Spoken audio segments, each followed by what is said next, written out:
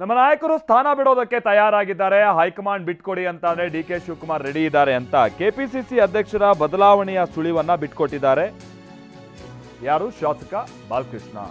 ಹೌದು, ರಾಮನಗರದಲ್ಲಿ ಮಾಗಡಿ ಶಾಸಕ ಬಾಲಕೃಷ್ಣ ಈ ತರದೊಂದು ಮಾರ್ಮಿಕ ಮಾತುಗಳನ್ನು ಆಡಿದ್ದು. ಹೈಕಮಾಂಡ್ ಸೂಕ್ತ ವ್ಯಕ್ತಿಯನ್ನ ಗುರುತಿಸಿದ್ರೆ ನಾವು ಅದನ್ನು ಸ್ವಾಗತಿಸ್ತೀವಿ ಅಂತ ಬಾಲಕೃಷ್ಣ ಹೇಳಿದ್ದಾರೆ.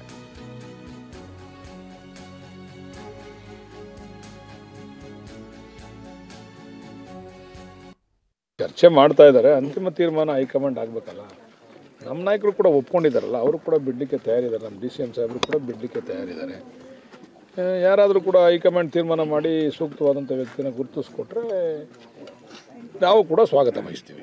ಅಂದರೆ ಕಂಡೀಷನ್ ಹಾಕ್ಬಿಟ್ಟು ಬಿಟ್ಕೊಡಕ್ಕೆ ರೆಡಿ ಇದ್ದಾರೆ ಅಂತ ಹೇಳಿ ಒಂದಷ್ಟು ಚರ್ಚೆ ಸರ್. ಅಂದರೆ CM ಮಾಡಿ ಮೊದಲು ನಂತರ ಸ್ಥಾನವನ್ನು ಬಿಟ್ಕೊಡ್ಲಿದೆ.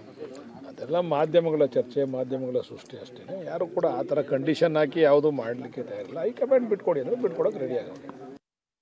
ಚರ್ಚೆ